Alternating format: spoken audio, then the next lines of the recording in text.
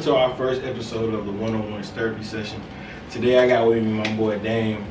He is the assistant CFO of the 618 Outsiders podcast. So today we want to dive in a little deep. Like I mentioned on the live previous, like one of our previous lives, I want to dive deep into some of our podcast members just to kind of get an understanding of why they think the way they do and why they say what they say on the podcast. So anyway, man, Dame, introduce yourself, man. Just give us a little info about you, my dog. Okay, Dame. From 18. Okay. That's what you get today. Oh, shit. That's what you get today, man. I'm born and raised on 18. Okay. What, 31? 31 years. 31 years ago. So, what was some things in your life that changed, made you to be who you are? Like, what made you be, Dame? Going through life without a dad and just learning, like male shit from the streets. You know what I'm saying? People being in the streets and shit. Yeah, so coming up in the God-fearing home too.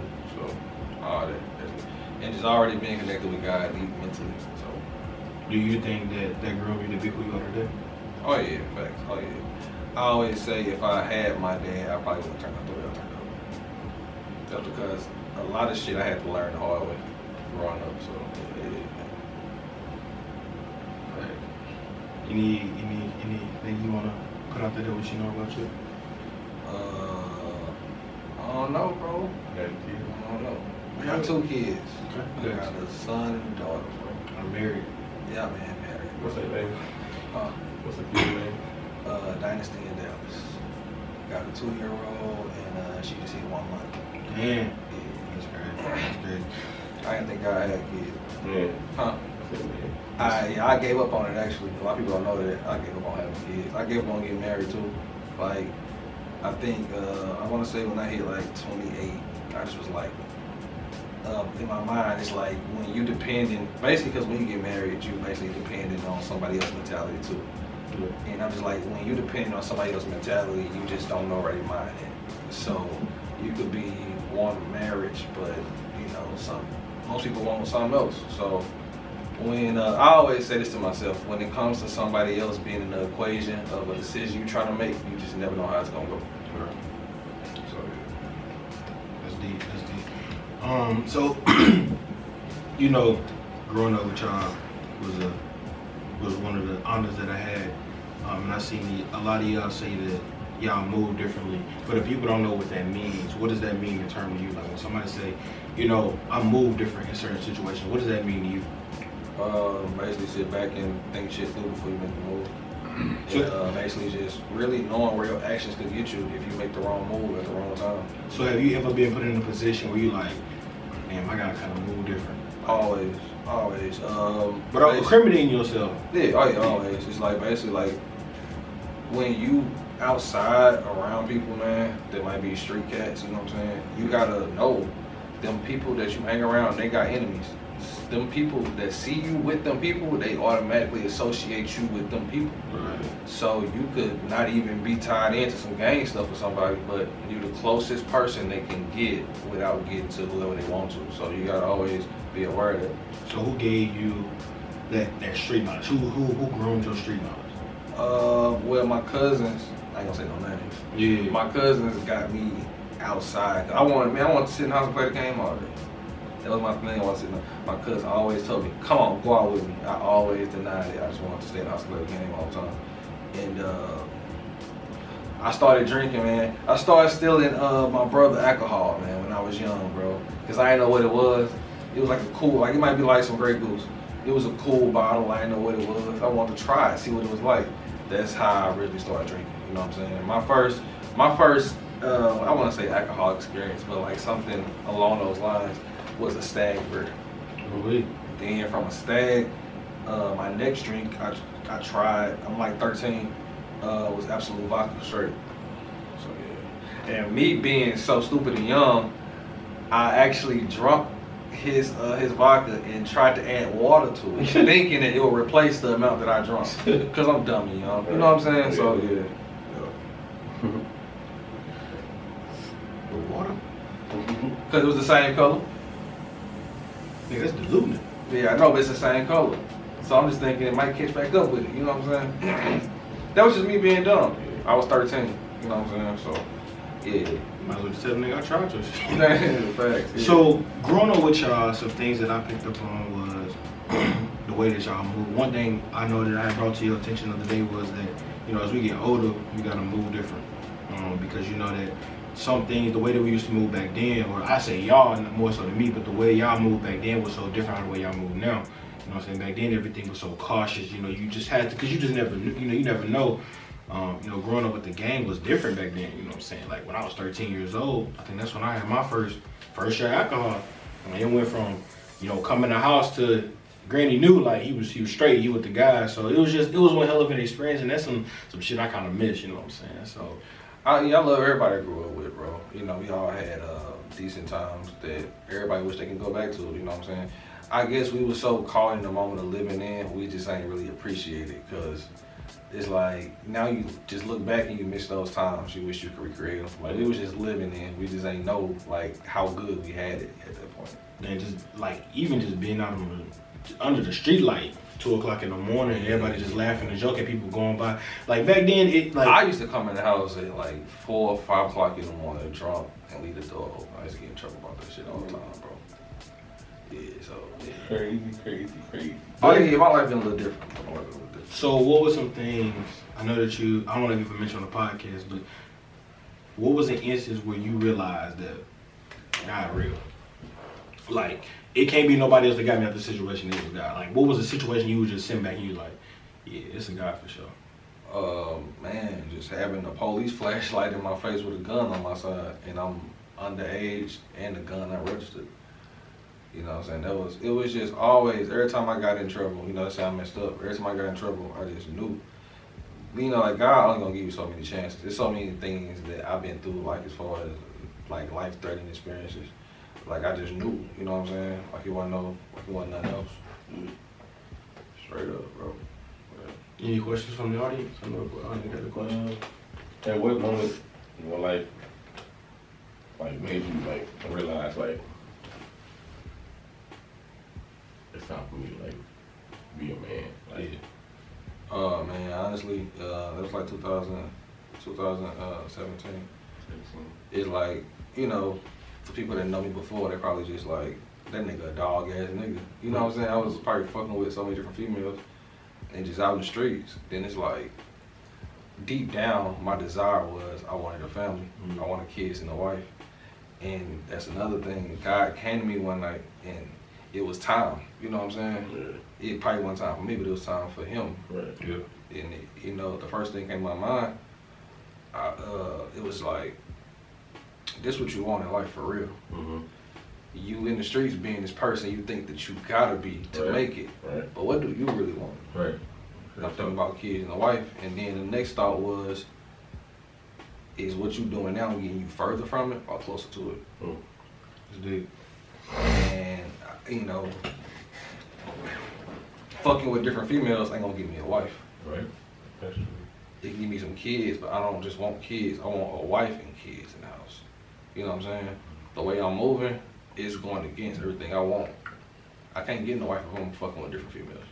Right. So that means I can't have kids. You know what I'm saying? And that means that I can't have a family. So it was me. I was my own worst enemy. So it's like either you gonna change or you really don't want it for real. Yeah. You just think that in your mind that's how it's supposed to be. That ain't what you really want. Right. But that's what I really wanted. So it's like, you gotta change. Like right now. Like, even though you might be scared to change, you gotta jump out that window because you don't know what you can get until you take a risk. Everything started off with a risk. Like didn't nobody wake up just, I'm gonna be a millionaire tomorrow. They took a risk. They jumped off the porch. They saved up money, did whatever they had to do. They took a risk. Everything started with a risk. So it was like, you gotta take a risk and see what it's like and just jump out here, bro. You gotta tighten up because the shit you're doing now, you ain't gonna get nothing that you want. So you gotta tighten up and you gotta move different. So that was the thing. So when I tightened up and moved different, he blessed me with a wife and kids. That's when I knew I was moving smart. Right. That's dope. That's fast. That's strong.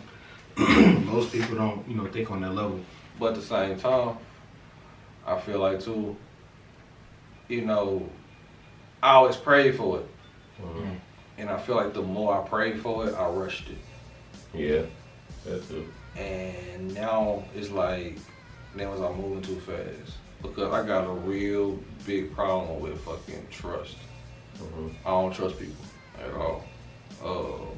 And that sometimes fuck with me. That's a trait that basically when you grow up in the streets, that's what you learn. That's what you build up on. You don't trust shit. I don't trust nothing. So it's just like, sometimes you can move, like you could be asking God for something and he be delaying it because it don't be time. Right. Or you haven't met the right people to have around you for you to go into the next level. You still fucking with people that's basically holding you down, going, you know what I'm saying, to the next level. So yeah, sometimes I wish I would have just thought it out for real, and moved a little different with certain situations. I just feel like you said, some people rush their blessings, and then they do things in their life, they hinder their blessings. They put the wrong people in their life to hinder their blessings. So that's a tip too. Because the thing is too, you can have a woman and you think that she wife material, and she really don't be. You know, It's deep. Like I was saying before you cut me off, like cutting people off. But you gotta have certain people in your life, bro, that's willing to push you in the direction that you're trying to go, and just vice versa. I just feel like it ain't gotta be a relationship. It can just be a friendship. You know what I'm saying? If you got some homies around you that's trying to grind and do what you do, that's what you need. You need somebody to motivate you. And I just feel like nowadays you don't ever really have that. And then that's where that trust come in. Cause I didn't have it. Yeah.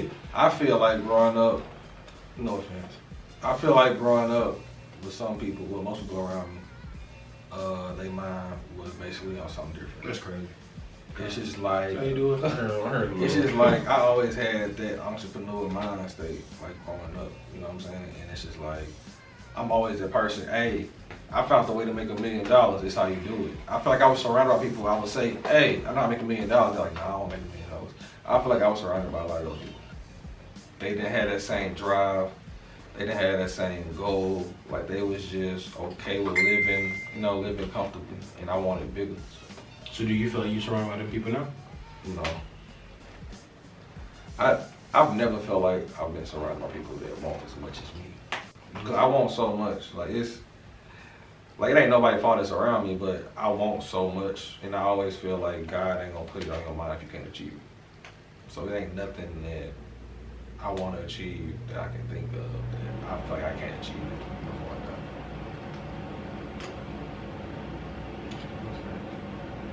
What keeps you motivated? What when you wake up, you be like, I gotta go hard. Because I know who I am. Like a lot of people don't know who they are because they so busy trying to be somebody else. Like I know who I am. I feel like I never forgot my purpose. I understand myself. I feel like you only happy when you really understand yourself truly. So I feel like I know that I was meant to have a lot of money. I feel like I know I was meant to be an entrepreneur. I feel like those are things that, and I feel like that because it ain't even a passion. It's much deeper when you know what you care for. You know what I'm saying? Yeah. Like ain't no passion no more. It's more so of you feeding your soul. You know what I'm saying? Most people don't wake up with a purpose. They just get up just to wake up. And they ain't never like, fuck it, I gotta go get it. You know what I'm But saying? see, I always tell people like a lot of people like, yeah, let's everybody. I feel like my greatest gift was my mind. And people may feel like it's everybody, but everybody don't think the same. Everybody mind not that deep, you know what I'm saying? And I feel like just, I don't know. I just feel like one of the deepest minds that I've ever encountered or had a conversation with. If you was sat in front of a person that was like you, what would you say to them? At the age that they are, just say they're age 13, they experience what you experienced at a young age, what would you say to them now? Follow your heart. Don't look at your environment and think that you gotta adapt to your environment. That's bullshit. Follow your heart. Because the people that adapt to the environment, those are the ones that fall victim to the environment. Yeah. Don't adapt to your environment. Be who you want to be no matter what. Because if you're looking for validation from other people, those people don't even know who they are. Right. You know what I'm saying? So you can't understand yourself hanging around people that don't even understand themselves. So I would say do what you want to do. Don't do what you feel like you need to do. Do what you want to do. Do what's gonna get you where you want to be at deep down inside. That's dope. A lot of people get on. Name 3 things on your bucket list. Become a millionaire. Leave wealth to my kids. And buy mama a big ass house. Do you have a vision board for all this shit? Like how you gonna become a millionaire? Or when you gonna get your own big house? I feel like my mind is my vision board. Cause it's like me, I'm one of them people that I block out all distractions. You can say something to me, and if it ain't no real shit, I ain't even heard it. I can be sitting there, and it look like I'm listening, but I ain't heard shit you saying. But I know how to respond to it. But I ain't heard shit you saying because my mind don't get distracted. There's so many distracted minds that try to distract your mind that the devil's saying just to try to play off your track because of shit they've been through. I never let my mind get distracted. Just ready to have a hot dog or a sandwich. The sandwich. Try to hop off Ferrari. Try to hop off Ferrari. Ferrari. I say that because all the people in the hood Got track cars. want track cars. Yeah. I want Ferrari. You got them people that like want that luxury life, and you got them people that just want to be a hood rat. I always wanted the latter. I always wanted to. That's kind of like what you said. Like people like that, they get stuck in the system, so they don't have no further. And I feel like people are programmed to basically want certain things, act certain ways, and they never understand people that's not programmed. So I feel like it's a lot of people that's not programmed because I don't even call them shade, but it's people that got bigger purposes, from God than other people, So of course people don't see different. The glizzy or the taco? Taco. I'm Mexican. I'm half Would Mexican. you rather take $10 million right now or $1 every day for the rest of your life? You see $1 difference in my life? Give me a 10 mil. Yeah, give me the 10 million right now. I say give me a 10 mil because my first thing, like some nigga might run and get a new whip. I want to invest my money. Oh, $1 every day for the rest of your life? But that's $1 every day. Like $365. it's gonna take me a minute to be able to go to the damn auction and purchase some properties if I'm getting $1 every day. My days passing me by. You know what I'm saying? True that. So just give me the money in lump sum. I can go get some crib. I can make my money, make money. That's the first goal, man. I ain't finna go out here and just splurge. That's stupid, bro. Like you have $1 million and you lose $1 million, then you broke again. Right. That's true. But get you $1 million and make it to where that $1 million can make you more money, bro. I ain't even thinking like that though. That's dope. Yeah, Just give it to me in one wholesome, and then I can just invest my shit. Yeah, for real. I mean, I ain't saying to invest everything, but I'm saying that should be the first thing you should do. Because if you don't, you're gonna go broke. Like, how you gonna make the money back? Or if you buy a big ass house and then you go broke, how you gonna keep up that house? You know what I'm saying? So, hey, with my money, I'm gonna invest this shit. I just feel like a lot of people go broke because they don't, like you said, they don't invest. No, They just go buy everything, and As then soon as they see some money, they wanna go buy all the cars, all the chains. They wanna fuck on all the hoes. They wanna do all that. and then they look back at their checkbook and be like, damn, They in that debt. ass 500 check out there. You know what I'm saying? Man, they in debt. They owe the government money. You know what I'm saying? So no, I wanna invest my shit, bro. If I spend $500,000 and I ain't got no way to make it back, I feel like I lost. Yeah. No matter what the fuck I got. I don't give a fuck if I got a Rolls Royce and they get all the hoes. I lost. That car don't hold no value for real. As soon as you pull them cars off the lot, they depreciate in value. Just like when you buy jewelry, bro. Like motherfuckers get bust down rollies. That shit depreciate the value of a real Rolex. You know what I'm saying? Because it's, because it's an artist. Really. But see, a lot of people don't know that shit. A lot of people see rappers and they see people doing shit, they just run with it. They just put some shit in their mind, oh, this how they got it, and this what they're doing, and they just run with it. And now that cause motherfuckers to fail.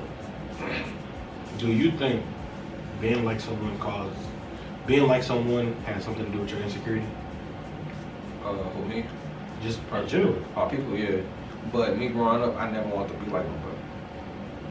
Like I've always took myself like, if I was in the streets, it wasn't because I seen a nigga and I wanted to be him. I was in the streets because people know me. If you ride, I'm riding. Because that's real. You know what I'm saying? If I really fuck with you and you in a situation, I'm in a situation with you. You know what I'm saying? That's real street shit. It's just, I just happen to fit the description. You know what I'm saying? That's it, bro. So when I called you up, it was like, man, I got a podcast, I need some members on it. What made you be like, I didn't do it. Well, I didn't do it. what do you mean you didn't do it? Y'all had a podcast right before we started. Right, I hit you up and was like, yo, what's up? You want to be part of the crew? What's cracking? What made First, you? we wasn't part of the crew. It's the most complex episode. This nigga. So when I hit you up and was like, yo, dang. When I actually became a member, I seen your vision. That's And like I understood basically what you want to do. Like, you know, millionaires, the quickest way to become a millionaire now is basically like social media. Just, you gotta be internet savvy. You gotta really fuck with technology. You know what I'm saying? So it's like I seen that you was branching off into it, and I want to be a part of that. And there was a lot of people around that basically really want to take it serious. They didn't really understand what it could be if they took it serious, if they stayed for the long run.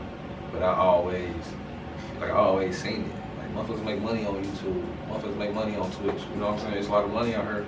People just don't want to, you know what I'm saying, get into it. Work behind it. Yeah, you know, like, or they scared. So like I've seen that you stepped up, and I'm like, okay, I believe in your vision, so I'm behind you. But that's how I always been with y'all, with my boys, everybody. You know what I'm saying? If y'all got something that y'all trying to do, shit, I'm behind it 10 toes. That's how it's supposed to be, because there's a lot of people that don't be behind nobody 10 toes. They got a good idea to fail. And it ain't even because you had a bad idea, it's because you just basically feel like anybody supports you. So you just stop. You know what I'm saying? Like, you can be fucking one video away from popping and you stop. You know what I'm saying? Because of somebody else. Yeah, because you know, you ain't had no support. So I always want to be that person that support. Like, hey nigga, if that's what you want to do, you can fucking do it. Don't stop. You know what I'm saying? So even if I gotta join up and help lift your ass up there, that's what we gonna do. Because a lot of people don't want shit in life, bro. So when I see somebody that wants something in life and they trying hard to get that shit, oh yeah, we hear them. So what I will say is though, just to conclude the podcast, man, is I appreciate you for coming to the one-on-ones with me. Just like I said, I just wanted everybody to kind of get an understanding of why when somebody says something on the podcast, they kind of understand their experience and their background on why they speak on what they speak on. Because a lot of people don't know, and it's kind of hard to get a true understanding of how somebody feels when it's a bunch of people talking. So this is a good time to kind I got an album coming too. Oh, damn. No, for real, I'm dead. That's why people all mention I got an album coming, bro. And it basically, you know, like when my daughter was first born, like I had time. Like I had time to write, I had time to listen to beats, I had time to really do what I want to do, make what I want to make. So I named it because I had time. What's the name of it? That's the name of the city because I had time. Damn. So I had time. And you know, like a lot of things, like for rap, it like basically for a while I got discouraged with it. For real, I didn't want to do this shit. But you know, just freestyle for people, freestyle with people. It's like, nigga, you gotta get in the booth. People that I don't even know hit me up on Facebook, like, nigga, don't you rap? You know what I'm saying? So it's just like, then shout out to the Shy. It's you know, it's a record label being pushed right now, and you know, it's out of the Shy. Shit, I don't want to push your name because I'm fucked up, but like, you know, it's a lady behind it. She got a record label, she pushing it, and she have awards. Like, she got an award show in Chicago. That really hit my ego, because I know how hard I can go. And it's like, she even got people on the list from down here, from East St. Louis. They're talking about from St. Louis, they're talking about from East St. Louis. You know what I'm saying? That people might not be well known, that I know it's like, damn. So they're really boosting me, like, damn. I fuck with Chicago. I be in Chicago all the time. But if I can hear my name as a nominee for a single of the year, you know what I'm saying? Shut the You know what I'm saying? What's that? Nominee, you know what I'm saying? Like, if I can hear my name for like nominee for single of the year or some shit like that. Yeah. Nominee. You know what I'm saying? Like, I want to do that shit. No, it's something. Like, if I could go down, I take a trip, sit in the audience, and just even if I don't win, just hear my name being announced on the fucking stage like that. You know what I'm saying? Yeah. So that pushed me. Like, nigga, everybody saying get in the studio. Now you got a fucking reason. The whole world can. Who the fuck is that guy? Yeah, so yeah, there's a lot of people. There's a lot of people that, even people that I really didn't expect to say get in the studio was tell me, hey, get in the studio. You know what I'm saying? You got a story. So it's just like, yeah, bro. Yeah. Then it's my mind. I'm always thinking business minded. That's just always like my foundation, bro. So that album, because I had time, I found some beats. Yeah, I was able to sit down with because I had time. Shit. So, and there's so many people that I know that's really trying to get the city unified and just trying to basically pull underground rappers from St. Louis and shit that don't get no recognition, because St. Louis is a town where you can be talented, but they're not gonna fuck with you because you're not popular.